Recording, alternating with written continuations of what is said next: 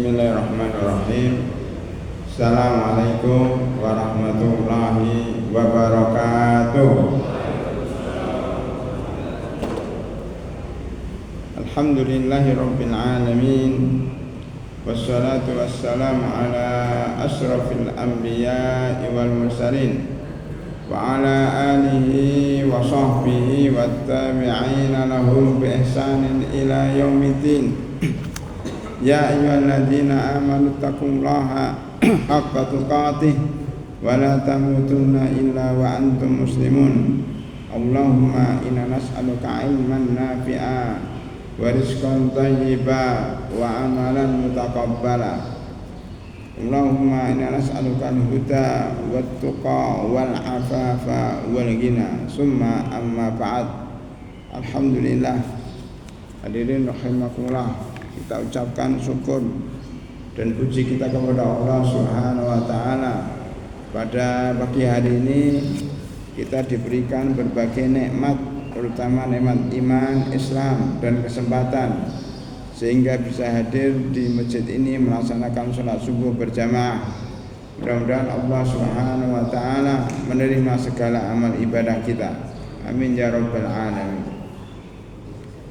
Pada pagi hari ini kita masih melanjutkan fikih takziah sampai bab ke-15, hukum niyahah dan menangis. Jadi Islam itu sangat lengkap dan sempurna ya. Sampai menangis aja dibahas, niyahah aja dibahas. Tidak ada agama yang lebih lengkap daripada agama Islam.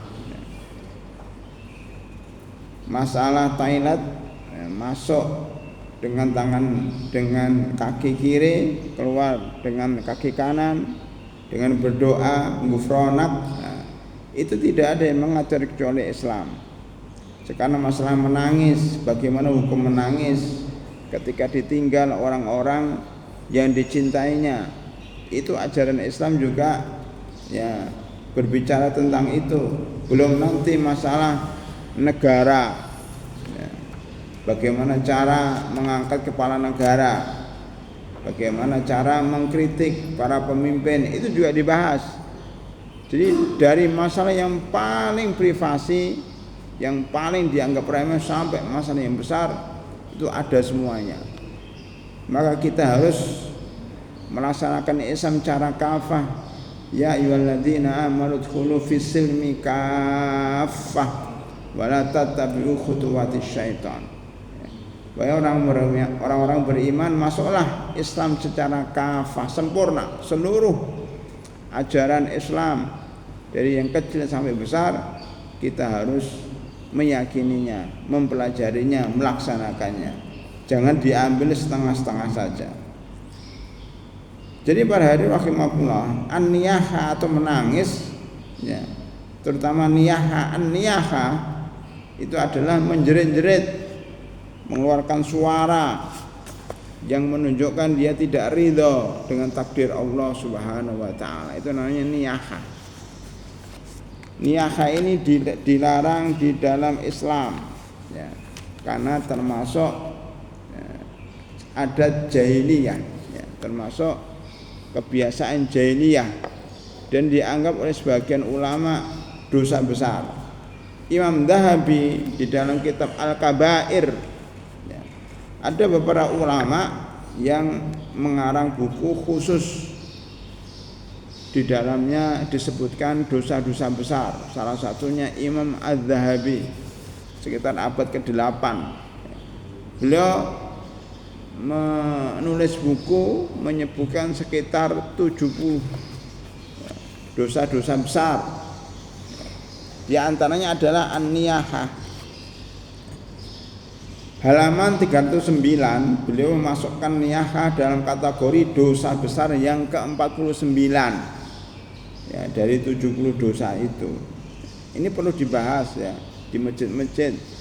Apa sih dosa-dosa besar? Dosa-dosa besar itu dosa yang disebutkan ekobnya, laknatnya, kecamannya ya, hukumannya di dalam Al-Quran dan Sunnah itu dianggap dosa besar. Adapun dosa kecil adalah dosa yang tidak disebut hukumannya di dalam Al-Quran, tidak dilaknat, tidak dimurkai oleh Allah, tidak disebut secara jelas di dalam Al-Quran dan Sunnah. Kenapa dianggap dosa besar? Karena niyahah mengindikasikan lemahnya iman kepada Allah. Iman kepada Allah itu adalah inti daripada keimanan kita. Iman, rukun iman ada 6.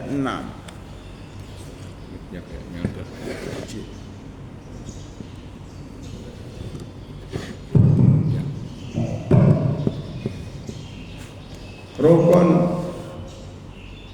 iman ada 6. Salah satunya iman kepada qada dan qadar.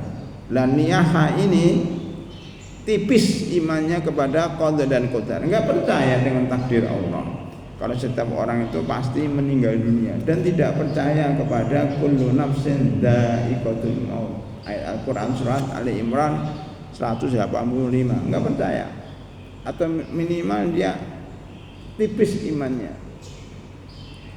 Dia bertentangan dengan surat Al-Hadid ayat 22-23. Ma asaba min musibatin fil ardi wala fi anfusikum illa fi kitabim min qabli an nabra'aha inna dzalika 'ala Allahi yasir. Tidak ada musibah yang menimpa bumi ini dan menimpa manusia kecuali telah ditulis di Lauhul Mahfuz sejak 50.000 tahun sebelum ada langit dan bumi. Dia enggak percaya. Makanya dia menangis, teriak, tidak ridho, marah-marah, menggerutu, kesel. Karena apa? Orang yang disayanginya meninggal dunia. Itu, makanya disebut dosa besar. Menipisnya kepercayaan kepada qada dan qadar, yang merupakan salah satu rukun iman. Itu tadi, Pak. Jadi walaupun dia sholat, mungkin sholat subuh berjamaah dan ikut kajian ba'da subuh sampai sore. Mungkin dia sholat malam, sholat tahajud setiap malam bangun jam 2. Mungkin dia infak di jalan Allah, bangun masjid. Tetapi iman itu bukan masalah perbuatan, iman itu masalah hati. Hati itu lebih tinggi derajatnya dibanding dengan perbuatan. Boleh kita sholat subuh, tapi kalau tidak ikhlas, maka sholat subuhnya nggak diterima oleh Allah Subhanahu Wa Taala. Maka keimanan orang berbuat baik, orang-orang kafir itu membantu korban bencana alam. Ada gempa di Nusa Tenggara Timur, mungkin dibantu mereka. Tapi kalau yang bantu ini sekedar bantu, tidak ada niat ikhlas karena Allah, bantuannya tidak bermanfaat di akhirat. Makanya orang-orang Amerika yang kaya itu, dana CSR-nya aja itu berapa ratus juta, berapa triliun itu mereka membantu kegiatan sosial. Tapi haba'an mansura wa qadimna ila ma'amilu min amalin faja'alnahu haba'an mansura. Di dalam surat Al-Furqan. Jadi amal mereka seperti debu yang berterbangan, tidak manfaat. Karena apa? La yu'minu billahi wal yaumil akhir. Tidak pernah takut kepada Allah dan hari akhir, tidak percaya pada hari akhir. Itu tidak manfaat. Oleh karena itu, kaidah yang harus kita pahami para hadirin rahimakumullah, iman di hati itu lebih penting daripada amalan anggota badan. Amalan anggota badan tidak diterima oleh Allah sampai ada iman di dalam hati, ada keikhlasan di dalam hati. Asyhadu an la ilaha illallah wa asyhadu anna Muhammadar Rasulullah. Syahadat pertama ini mengindikasikan iman. Syahadat kedua mengindikasikan fikih. Jadi Islam itu cuma 2, iman dan fikih. Iman itu intinya ikhlas karena Allah. Fikih itu intinya sesuai dengan tuntunan Rasulullah sallallahu alaihi wasallam. Niyahah ini melanggar keimanan kepada Allah dan tidak sesuai dengan tuntunan Rasulullah sallallahu alaihi wasallam. Syekh Al-Utsaimin berkata, dosa niyahah itu tidak diampuni kecuali dia bertobat. Karena dosa besar itu tidak diampuni secara otomatis seperti dosa-dosa kecil. Maka kita katakan puasa, ya, puasa hari Arafah itu menghapus dosa 2 tahun sebelumnya dan tahun sesudahnya, itu maksudnya dosa kecil, dosa-dosa kecil. Puasa Muharram 10 Muharram, 9 dan 10 Muharram, hari Asyura, menghapus dosa 1 tahun, itu maksudnya dosa-dosa kecil. Sholat Jumat itu menggugurkan dosa-dosa antara 2 Jumat ditambah 3 hari, itu maksudnya dosa-dosa kecil para rahimakumullah. Adapun dosa besar seperti niyahah tidak masuk dalam kategori yang diampuni kecuali dia bertobat sendiri. Astaghfirullahaladzim alladzi la ilaha illa huwal hayyul qayyum wa atubu ilaih. Ya, saya bertobat. Allahumma inni dhalamtu nafsi dzulman katsira wa la yaghfiru dzunuba illa anta faghfirli maghfiratan min indik innaka antal ghafurur rahim. Atau membaca doa sayyidul istighfar, Allahumma anta rabbi la ilaha illa anta khalaqtani wa ana abduka wa ana ala ahdika wa wa'dika mastata'tu abu'u laka bi ni'matika alayya wa abu'u dzambi faghfirli fa innahu la yaghfiru dzunuba illa anta. Harus begitu niatnya, taubat dari niyahah. Ada namanya sholat taubat, ya, sebagaimana di dalam hadis Abu Bakar As-Siddiq, ya, beliau meriwayatkan bahwa Rasulullah SAW bersabda, ya, sholat taubat itu, ya, ketika orang mengerjakan dosa, kemudian dia mengambil air wudhu dan sholat 2 rakaat, kemudian setelah sholat dia beristighfar kepada Allah Subhanahu wa ta'ala, ya, itu namanya sholat taubat. Harus seperti itu. Kalau nggak seperti itu, dosanya nggak diampunin. Adapun kebaikan-kebaikan yang dilakukan tidak dapat menghapusnya. Innal hasanati yudhibnas sayyi'at dzalika dzikra lidzakirin, dalam surat Hud. Sesungguhnya kebaikan itu akan menghapuskan keburukan-keburukan, itu maksudnya dosa kecil, hampir sama dengan hadis puasa tadi, ya. Innal hasanati yudhibnas sayyi'at, sesungguhnya kebaikan itu akan menghapus keburukan, maksudnya dosa kecil. Adapun dosa besar harus taubat, la budda min taubah.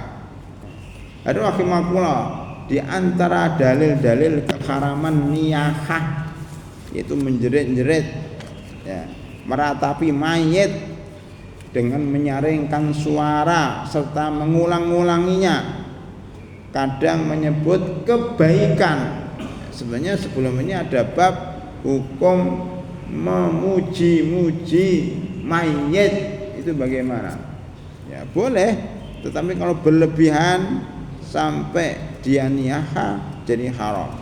Ada rahimakumullah, salah satu dalilnya adalah hadis Abdullah bin Mas'ud radhiyallahu anhu. Beliau berkata bahwasanya Rasulullah SAW bersabda, laisa minna, bukan dari golonganku, bukan berarti kafir, tetapi bukan dari golonganku, bukan dari ajaranku, bukan dari golonganku. Itu banyak, Pak, tapi jangan dipahami bahwa ini kafir. Ya, umpamanya an-nikahu min sunnati. Ini biasanya kalau masalah nikah bangun semuanya. Kalau masalah kematian tidur semuanya. Makanya saya sekarang bicara nikah aja lah biar bangun. An-nikahu min sunnati. Nikah itu termasuk sunnah. Man kariha man raghiba an sunnati falaisa minni. Oh, ini hadis. Cuma perlu pemahaman. Orang yang tidak pernah ngaji nggak paham hadis ini. An-nikah itu termasuk sunnah. Nikah 1, nikah 2, nikah 3, nikah 4 itu sunnah. Kan umum an-nikahu min sunnati. Pak Hidayat ada nggak? Nggak ada. An-nikahu min sunnati. Wa man roghibaan itu membenci, roghibaan man roghibaan sunnati falaisa minni. Saya ingin bahas falaisa minni, bukan dari golonganku. Bukan berarti orang yang tidak menikah itu bukan orang Islam, tapi bukan golonganku yang taat kepadaku, bukan golonganku yang ngikuti sunnahku. Ya, termasuk orang yang tidak melaksanakan ajaran Islam yang sempurna. Nah itu Pak. Nah, ini kami sunnati itu hukum asal. Tapi nikah itu terdiri dari 5 hukum. Fikihnya gitu Pak. Asalnya sunnah, tapi kadang bisa haram, bisa sunnah, bisa sunnah, bisa mubah, bisa makruh, bisa haram, tergantung keadaan. Ada orang kalau nikah dia haram. Kenapa? Karena nggak punya uang, nggak bisa beri nafkah kepada istrinya, haram. Ada nikah itu kadang wajib. Kenapa? Kalau nggak nikah dia berzina, maka nikah itu wajib bagi dia khusus.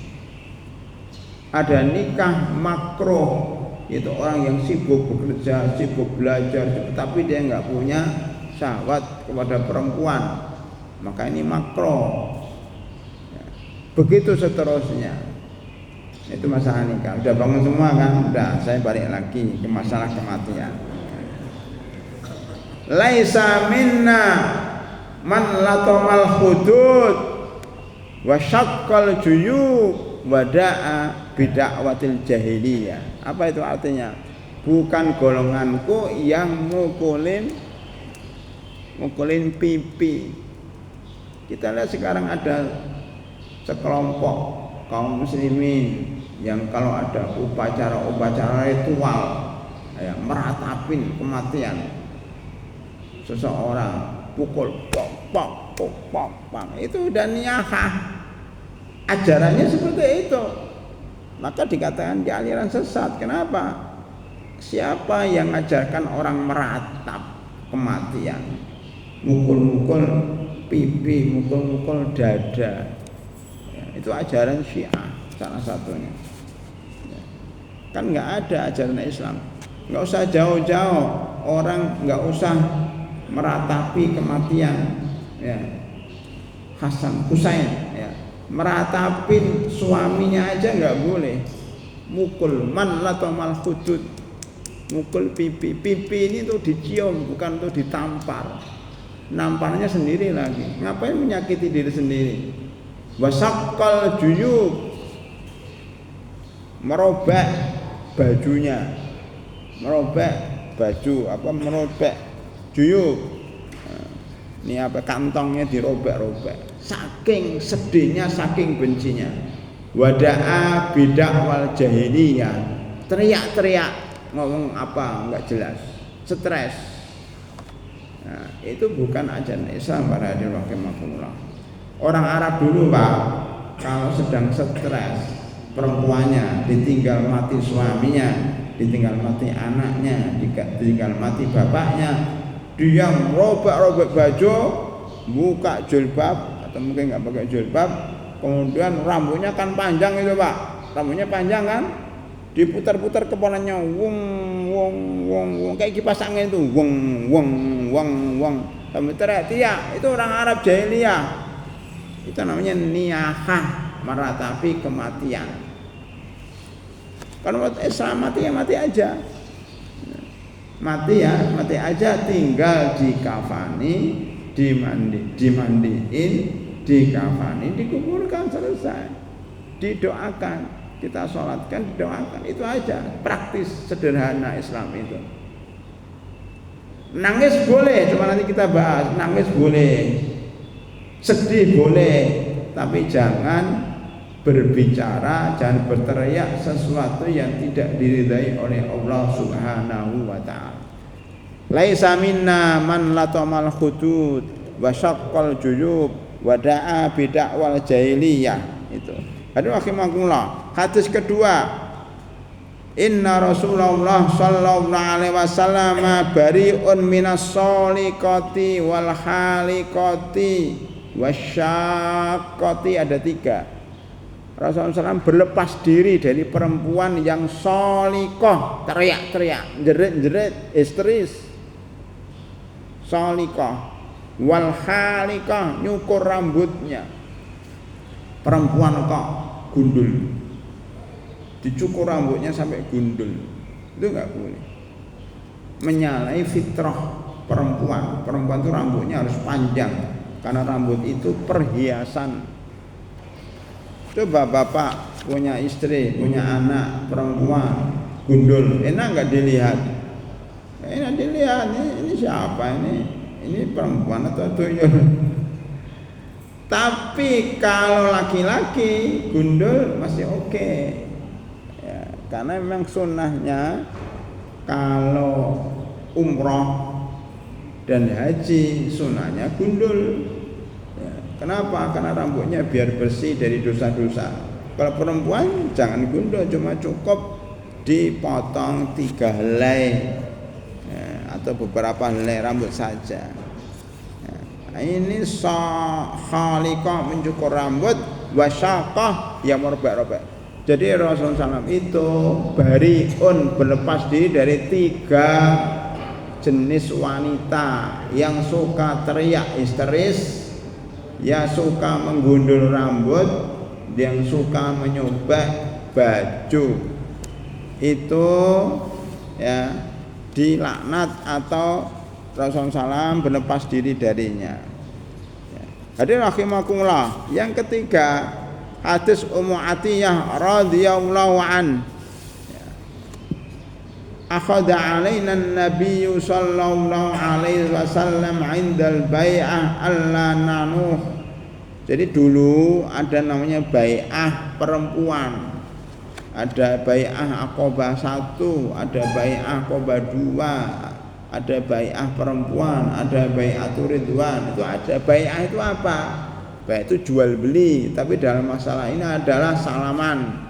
Ya, antara Rasulullah SAW dan para sahabatnya masuk Islam.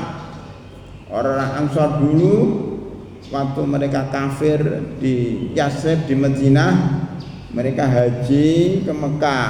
Jadi orang jahiliyah itu juga haji, Pak. Orang kafir itu juga haji, tapi hajinya nggak diterima. Memang kalau umroh haji itu mesti Islamnya kuat, belum tentu. Ini orang kafir jahiliyah juga haji.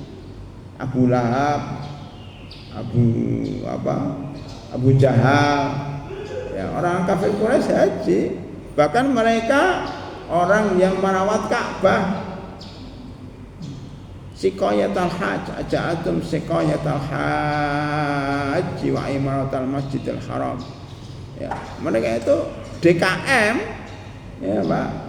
Yaitu mereka orang jahiliyah jadi DKM, Pak. DKM Masjidil Haram, bukan Masjid Fatah. Masjidil Haram DKM.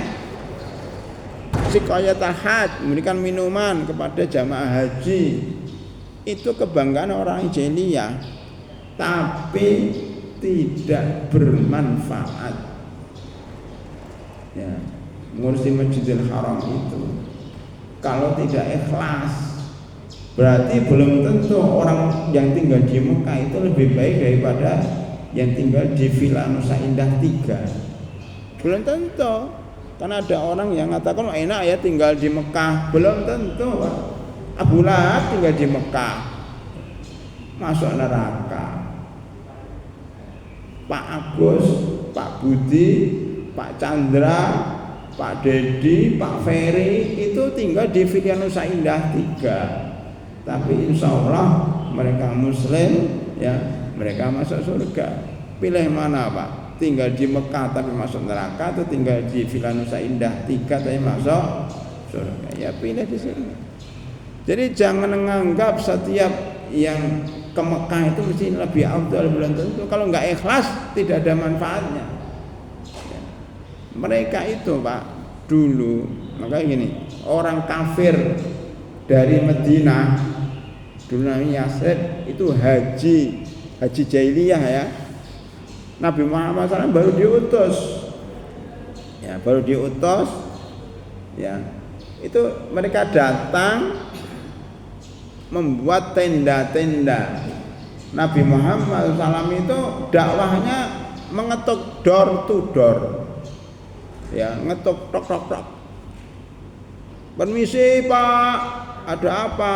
Saya mau ngomong sebentar, mau promosi. Apa? Saya adalah utusan Allah Subhanahu wa Ta'ala. Saya membawa agama Islam, agama yang bertumpu pada dua kalimat, dua syahadat, dua kalimat tauhid, ya. La ilaha illallah Muhammadur Rasulullah. Ajarannya ini. Itu 5 menit. Termasuk orang Ansar, ya diketok oleh Nabi Muhammad SAW, mereka kumpul 12 orang. Kemudian mereka nyatakan, oke lah saya beli dagangan bapak. Itu namanya bai'ah. Sini. Kita salaman, siap membela Islam, siap ya membela Islam sampai titik darah yang penghabisan. Namanya bai'ah Aqobah yang pertama. Bai'ah. Bahkan mereka ketika bai'ah Aqobah yang kedua, jumlahnya 72, mereka mengatakan, ya Rasulullah, boleh enggak kami berperang sekarang, memerangi orang-orang kafir Quraisy yang tawaf di Ka'bah nyembah berhala? Boleh enggak kami perang sekarang? Nih pedang kami siap dihunus. Kata Rasulullah, nanti ya sabar, jangan sekarang. Nah, gitu Rasulullah. Sekarang belum waktunya, kita masih lemah. Nanti aja kalau sudah kuat, sudah ke Madinah. Sekarang kita masih di Mekah. Nah, itu lah di antara yang baiat itu adalah perempuan. Perempuan itu baiat kepada Nabi Muhammad sallallahu alaihi wasallam tapi tidak salaman. Rasulullah tidak pernah salaman sama perempuan. Kalau diajak salaman gini aja, Pak Ustadz, gini, nggak nyentuh. Nah di dalam baiat itu salah satu isinya, kata Ummu Atiyah, salah satu isinya apa? Kami tidak boleh niyahah, tidak boleh menjerit-jerit ketika ada kerabatnya yang meninggal dunia, ketika suaminya meninggal dunia. Itu dalil ketiga. Dalil keempat, ya. Bersabda Rasulullah sallallahu alaihi wasallam, ya, isnani fin nasi huma bihim kufrun. Ada 2 sifat yang menyebabkan orang kafir. Apa itu? Ta'ata'nu fin nasab wan niyahatu 'alal mayyit. 2 hal, 2 perbuatan yang menyebabkan orang kafir. Apa itu? Melecehkan nasab, mengolok-olok nasab seseorang, ya. Apa itu maksudnya? Akal itu anak apa? Anak haram, anaknya fulan yang jelek. Maksudnya mengolok-olok nasab orang. Yang kedua niyahah. niyaha jerit-jerit ketika meninggal, ada orang meninggal dunia. Yang perlu dijelaskan adalah bahwa para rahimakumullah, kufrun di sini adalah kufrun duna kufrin. Nah, ini penting Pak, karena banyak orang memahami maksudnya di sini bukan kafir keluar dari Islam, tapi maksudnya adalah kafir dosa besar, mendekati kekafiran. Ya. Jadi dia masih Islam, ya, tidak boleh kita kafirkan. Cuma dia itu termasuk dosa besar seperti saling membunuh, perang saudara. Kan ada hadis la tarji'u ba'di kufron yadribu ba'dahum ba'da. Jadi janganlah kalian itu menjadi kafir kembali dengan saling membunuh. Membunuh itu tidak kafir Pak, tapi dosa besar. Wa in ta'ifatani minal mu'minin iqtatalu fa aslihu bainahuma fa in bagat ihdahuma 'alal ukhra faqatilul lati tabghi hatta tafi'a ila Allah.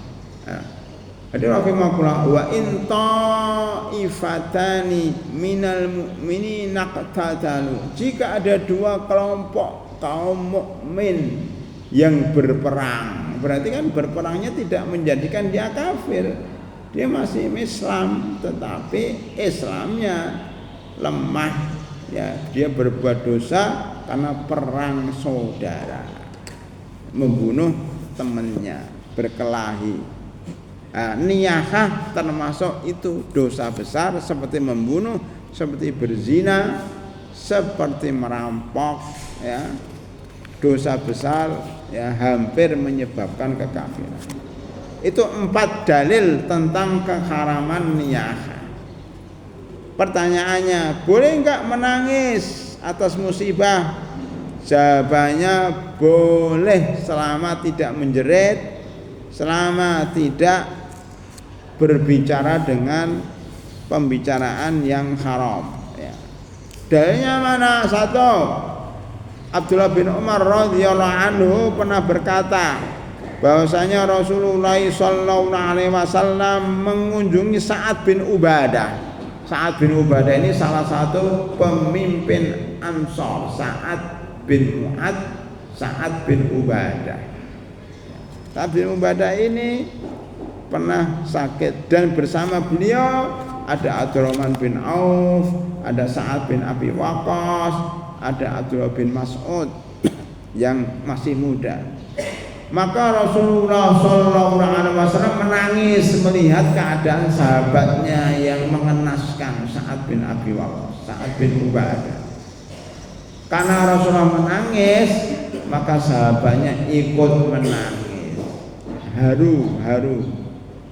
Kemudian beliau bersabda, tidaklah kalian mendengar bahwa Allah tidak menyiksa seorang hamba karena matanya yang meleleh, ya. Karena kesedihan dalam hati Allah tidak menyiksa Pak. Allah itu menyiksa ini loh, mulut ini akan disiksa oleh Allah kalau, ya, berbicara, mengeluarkan kata-kata kotor, mengeluarkan kata-kata yang tidak ridho dengan takdir Allah, ya. Kenapa saya diuji seperti ini? Kenapa harus meninggal dengan cepat? Kenapa? Apa salah saya? Apa dosa saya? Apa? Itu yang diadab oleh Allah. Qadarullah, ya. Kemarin baru saja saya selesai kajian di salah satu masjid di daerah Kemang Pratama, Masjid Babu Taubah. Itu ada salah seorang pengurus, ya, senior yang baik, yang akrab lah dengan semua orang, termasuk dengan saya, itu akrab. Beliau petinggi PLN. Beliau itu, ya, baik orangnya, kemudian sakit, masuk rumah sakit di Okram. Kita malamnya itu sudah bicara, dia mesen buku, ya, namanya Menembus Pintu Langit.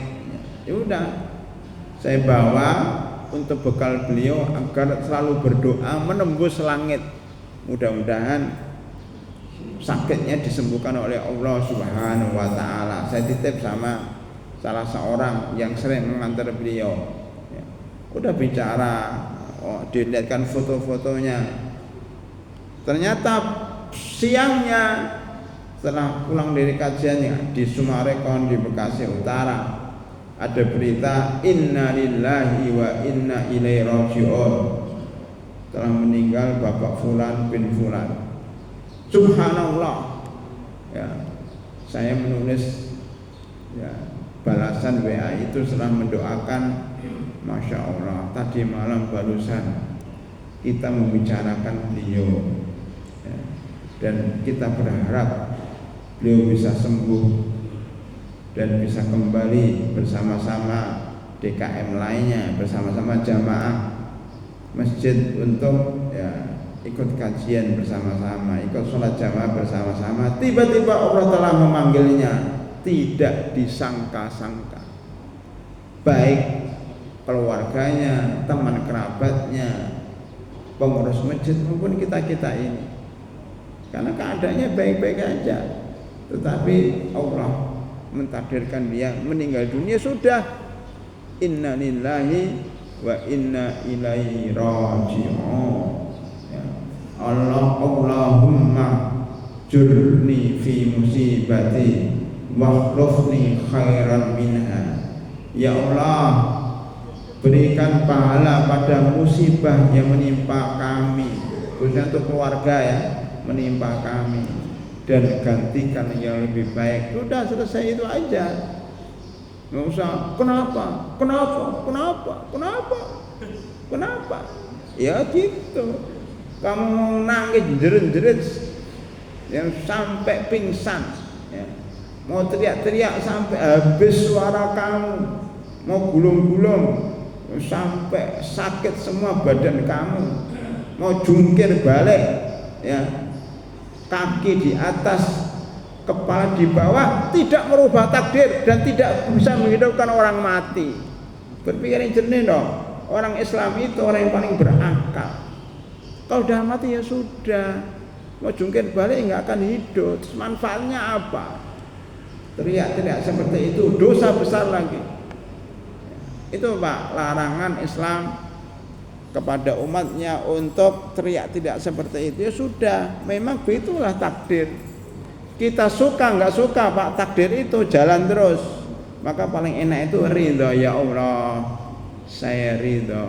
Sedih iya, tapi ya harus ridho dengan takdir Allah. Justru kita ngambil pelajaran, oh ternyata hidup ini tidak langgeng.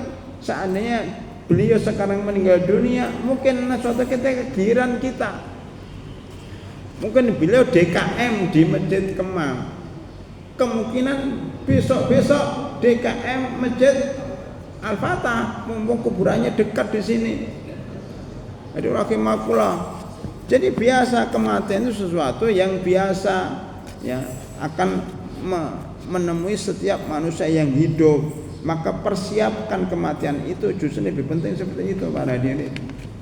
Nah di sini, jadi Allah kata Rasulullah tidak menyiksa orang karena linangan air mata, itu fitrah.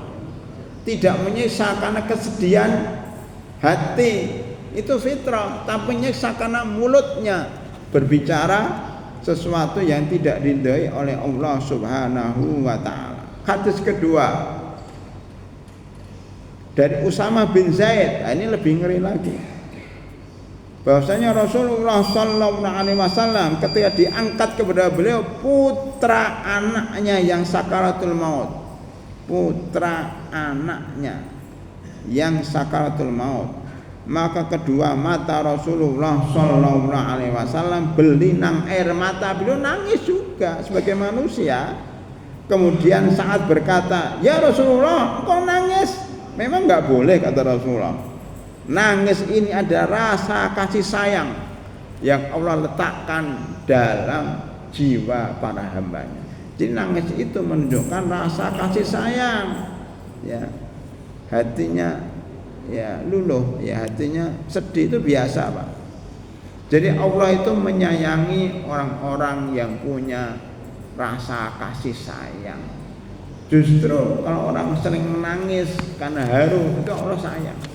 Allah itu tidak sayang sama orang yang hatinya keras. Tahu istrinya meninggal dunia, tahu anaknya meninggal dunia, tahu suaminya meninggal dunia, dia tidak sedih. Saya tidak sedih, saya tidak nangis. Nah itu orang yang nggak punya hati, nggak punya perasaan.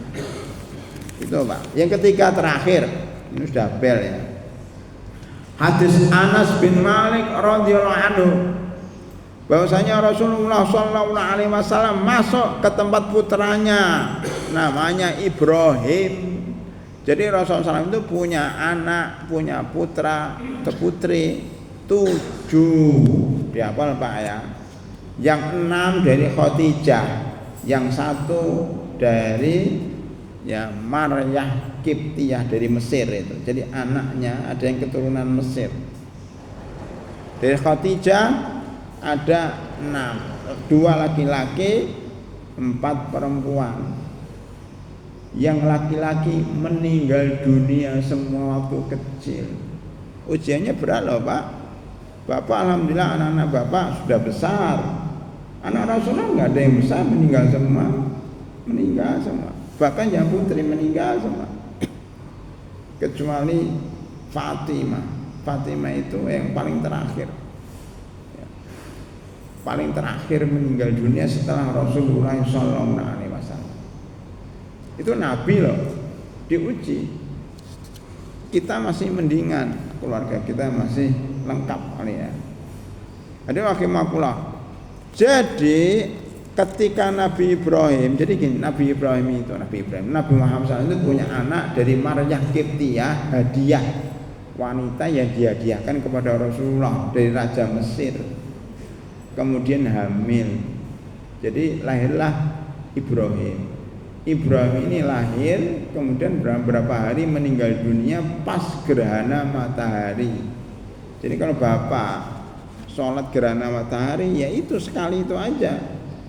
Ketika beliau pulang dari kuburan, menguburkan Ibrahim, pulang itu langsung gerhana matahari total. Kemudian beliau menyuruh sahabatnya sholat gerhana matahari dan beliau khutbah, wahai sahabatku, gerhana matahari ini bukan karena lahirnya orang dan bukan karena matinya orang. Maksudnya bukan karena matinya Ibrahim anaknya, bukan karena Ibrahim itu anak Nabi mati kemudian gerhana, enggak. Ini adalah tanda-tanda kekuasaan Allah ya, untuk nakut-nakuti hambanya bahwa kiamat sudah dekat. Begitu para rahimakumullah. Ini Ibrahim ya. Dan engkau menangis ya Rasulullah. Waktu itu Rasulullah menangis kehilangan Ibrahim. Semua anaknya meninggal dunia. Terakhir Ibrahim, ya Allah, ini terakhir anak laki-laki mati juga. Nangis beliau. Ada seorang sahabat namanya Abdurrahman bin Auf. Ya Rasulullah, engkau menangis. Kemudian beliau menjawab, wahai Ibnu Auf, sesungguhnya ini wujud kasih sayang. Sesungguhnya mata ini berlinang, hati ini bersedih, dan kita tidak mengucapkan kecuali apa yang diridhai oleh Allah Subhanahu wa ta'ala. Kami ini sedih kehilangan anakku yang kucintai, yaitu Ibrahim. Jadi sedih itu boleh, nangis itu boleh, yang tidak boleh teriak-teriak, yang tidak boleh ngumpat-ngumpat, yang tidak boleh itu tidak ridho dengan takdir Allah Subhanahu wa ta'ala. Silakan Pak Dolar yang sudah pesan pertanyaan seminggu yang lalu atau 1 bulan yang lalu. Oh, Pak Pre mau tanya? Enggak? Oh ya. Terima kasih untuk kajian begini Ustaz. 3 pertanyaan. Yang pertama, larangan perempuan untuk mengantar pemakaman, apakah memang begitu Ustaz? Jadi prosesi pemakaman itu dilarang dihadiri oleh perempuan ya. Itu yang pertama. Jawab dulu yang pertama biar nggak lupa. Perempuan itu hatinya lemah, perasaannya tipis, maksudnya perasa. Jadi perempuan yang mudah nangis, mudah terpengaruh dengan keadaan suasana, ya sebaiknya tidak ikut ke kuburan. Kenapa? Karena takut dikhawatirkan lihat mayit dikuburkan dia nggak kuat, dia menangis pingsan ikut masuk ke dalam liang kubur, kan bahaya Pak dan merepotkan sekitar. Yang kedua, dia campur baur dengan laki-laki. Yang ketiga, kuburan itu kan berlumpur, banyak durinya dan sebagainya, panas.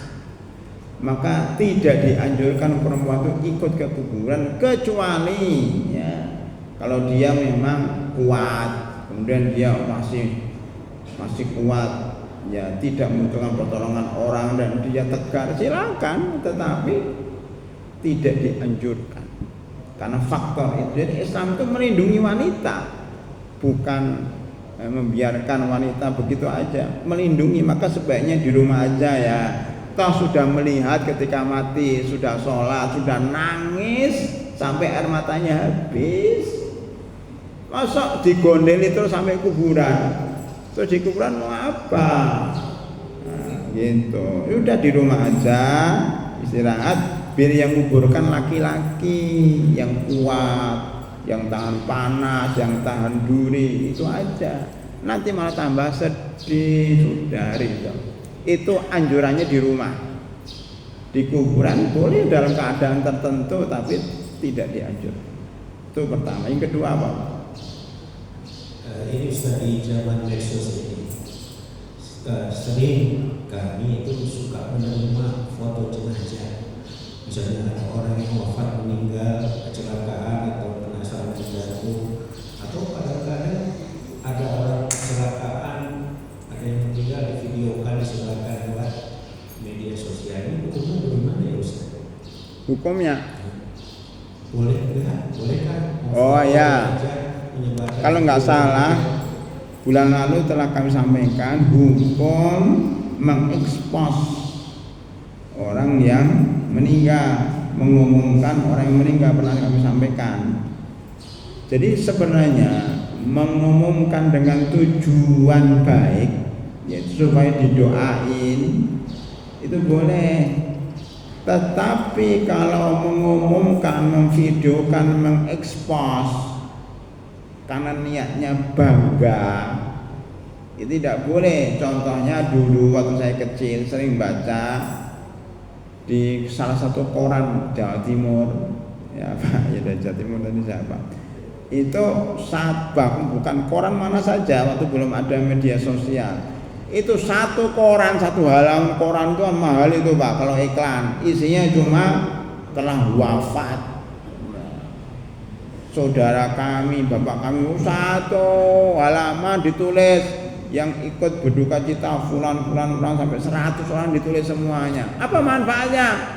Itu hanya bangga nih loh, keluarga kami wafat yang ikut takziah sekian orang.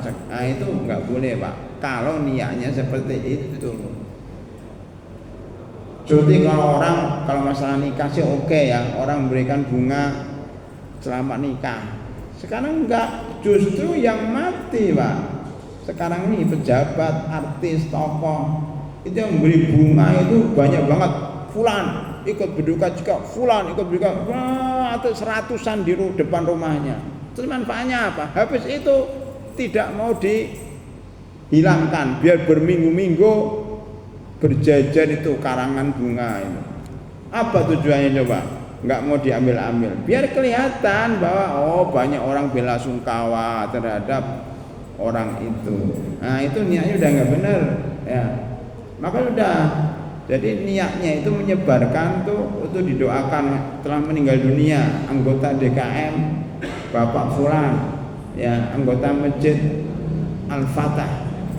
Mudah-mudahan doakan dan mengundang sholat berjamaah, sholat jenazah, itu boleh menyebarkan agar banyak mendoakan. Selain itu makruh hukumnya mengumumkan kematian selain untuk minta doa. Gitu Pak.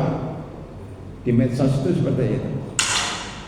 Termasuk orang yang meninggal dunia ketika habis azan, ketika orang meninggal dunia habis ceramah, khutbah Jumat meninggal, jadi imam meninggal, itu boleh disebarkan agar orang mengambil pelajaran. Oh, ternyata husnul khotimah itu yaitu meninggal dunia di masjid pas dengar kajian subuh dia tertidur nggak bangun-bangun. Oh, dia meninggal dunia, berarti husnul khotimah. Mungkin bapak-bapak seperti itulah cita-citanya. Enak Pak, daripada meninggal dunia ke rumah sakit, bayarnya mahal, udah bayar mati lagi, sakit-sakitan lagi, mendingan dengan ceramah tertidur nggak bangun lagi, tidak ada rasa sakit, tidak usah bayar di masjid, apalagi masjidnya dekat kuburan. Wah, Masya Allah ya. Ini benar Pak, ini serius ini ya. Jadi bercita-cita seperti itu, cita-cita seperti itu ya. Maka sebelum tidur di kajian ini doa dulu, Bismillahirrahmanirrahim ahya wa bismika amut, insyaallah husnul khatimah. Tertidur lupa doa gimana? Doa dulu Pak ya, sebelum ngantuk doa dulu. Nanti adalah doa mau tidur yang panjang ada. Nanti kapan-kapan. Silakan yang ketiga sudah cukup? Satu lagi Ustaz, hukumnya azan di liang lahat itu bagaimana ya Ustaz? Ya, azan itu dipakai, dikumandangkan untuk mengajak orang hayya 'alas shalah. Nah, ngajak salat kan? Hayya 'alal falah. Enggak ada hayya 'alal kubur gitu. Hayya enggak ada. Jadi enggak ada azan di kuburan, azan sebelum dibawa ke kuburan, enggak ada itu, Pak. Coba cari di hadis manapun enggak ada. Ayo, mau apa alasannya? Oh, supaya ya nggak ada Pak, supaya apa coba? Mati sudah mati. Kecuali azan ketika bayi lahir, ada hadisnya. Azan sebelah telinga kanan dan iqamah sebelah telinga kiri. Alasannya apa? Supaya bayi lahir yang dia dengar pertama kali azan, bukan musik. Ya, azan. Kalimat tauhid itu ada hadisnya. Tetapi kalau dikubur ya nggak perlu diadzan, ya nggak perlu, udah mati. Karena apa? Yang menolong dia dari siksa kubur bukan adzan, amalannya, doa kita. Istaghfiru li akhikum hadza fa innahu an yus'al. Rasulullah ketika di kuburan beliau mengatakan, ayo istighfar, doakan. Jadi bukan adzan tapi doakan. Jadi kalau ditanya boleh nggak doa di kuburan, boleh. Ketika habis dikubur kita mendoakan dia, was'alullaha tasbih, mintalah supaya teman kita ini bisa menjawab pertanyaan malaikat, doakan sekarang. Maka boleh Pak, kalau adzan nggak usah, adzannya di masjid pakai mic. Kemudian justru setelah di kuburan kita doakan bersama, boleh itu. Nanti kalau mereka sudah pergi, malaikat akan datang. Jadi orang yang dikubur itu dengar sandalnya orang-orang ziarah sudah ditinggal, nanti baru ditanya malaikat. Berarti boleh menggunakan sandal di kuburan, karena banyak durinya. Itu selesai 3 Pak. Ada lagi Pak Prim atau siapa yang mana? Pak Nedi ya sudah. Nedi, orang yang membutuhkan dolar, banyak dolarnya. Ya silakan. Ya.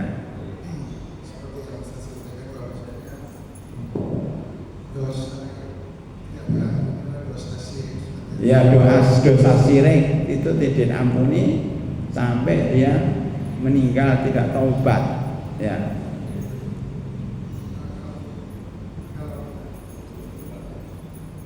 Ya. Langsung aja.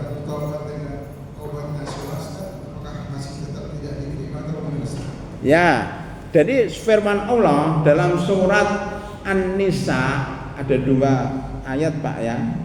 Dalam surat An-Nisa ayat 48 sama ayat 116 surat An-Nisa bunyinya sama. Innallaha la yaghfiru ayyushraka bihi wa yaghfiru ma duna dzalika liman yasha. Sesungguhnya Allah tidak mengampuni dosa orang yang syirik, tetapi mengampuni dosa selain syirik. Maksudnya orang yang syirik sampai dia meninggal dunia itu tidak diampuni. Tetapi kalau dia syirik sebelum mati taubatan nasuha, maka Allah mengampuni. Bukankah 99% sahabat dulu syirik ya? Bukankah hampir semua sahabat dulu menyembah berhala, kemudian mereka masuk Islam, bertaubat, akhirnya mereka masuk surga semua Pak. Jadi maksudnya ayat itu kalau dia syirik sampai mati. Karena ada dosa-dosa yang lain kayak dosa niyahah ya, dosa membunuh, dosa korupsi, itu Allah bisa mengampuni. Walaupun dia taubat ketika meninggal dunia, tetapi tergantung Allah. Liman yasha. Jangan kemudian mengandalkan nanti kalau diampuni Allah, belum tentu. Tergantung Allah. Makanya taubatlah sebelum meninggal dunia supaya dipastikan kita diampuni.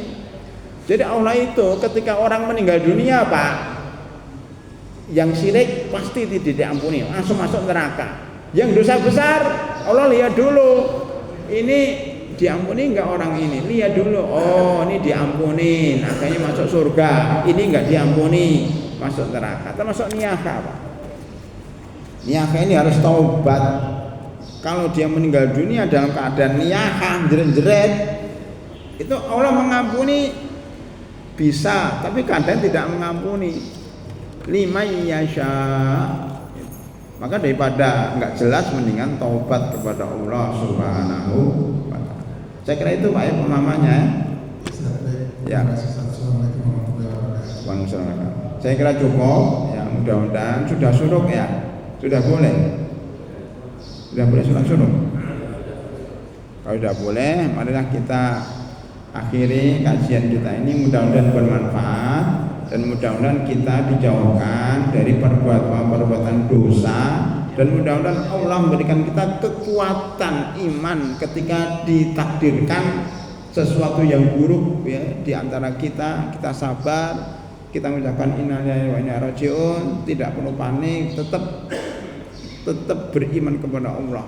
Saya ridho dengan takdir Allah ya Allah, dan mudah-mudahan kita diberikan husnal khatimah. Amin ya rabbal alamin. Allahumma inna nas'aluka husnal khatimah wa na'udzubika min su'il khatimah. Allahumma inna nas'aluka ridhaka wal jannah wa na'udzubika min sakhatika wan nar.